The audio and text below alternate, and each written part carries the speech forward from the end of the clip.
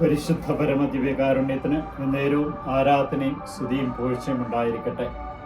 ഇന്നേ ദിനം ഞങ്ങൾക്ക് ദാനമായി നൽകിയ പരിശുദ്ധ പരമദിവ്യകാരുണ്യത്തിന് നേരവും ആരാധനയും സ്തുതിയും പുകഴ്ചയും ഉണ്ടായിരിക്കട്ടെ.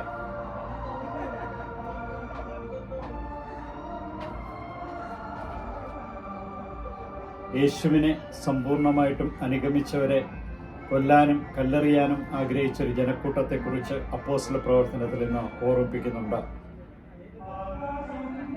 അതുകൊണ്ട്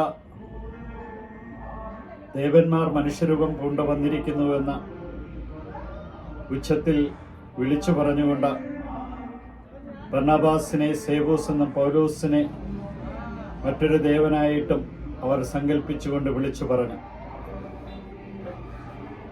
പലരെയും സൗഖ്യപ്പെടുത്തിയ പൗലോസിന്റെ അത്ഭുതകരമായ പ്രവർത്തനം യേശുനാമത്തിൽ സംഭവിക്കുമ്പോൾ അവർ ദേവന്മാരായിട്ട് മാറുന്നു.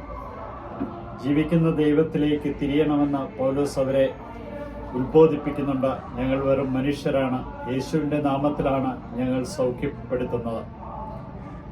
യേശു ശിഷ്യന്മാരോട് അരുൾ ചെയ്തിട്ടുണ്ട്, എൻ്റെ കൽപ്പനകൾ പാലിക്കുകയും എന്നെ സ്വീകരിക്കുകയും ചെയ്യുന്നവനാണ് എന്നെ സ്നേഹിക്കുന്നത്.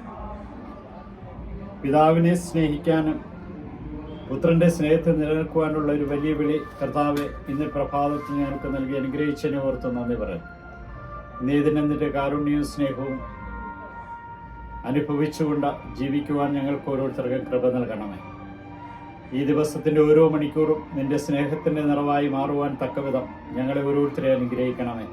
നിന്റെ സാന്നിധ്യവും സാമീപ്യവും ഓരോ നിമിഷവും അനുഭവിച്ചുകൊണ്ട് നിന്നെ മഹത്വപ്പെടുത്തുവാൻ, നിന്റെ സൗഖ്യം ഞങ്ങൾ അനുഭവിക്കുവാനും ആ സൗഖ്യം പകർന്നു കൊടുക്കുവാനും ഞങ്ങളുടെ വാക്കുകളും പ്രവൃത്തികളും ഉപകരിക്കാനിടയാക്കട്ടെ.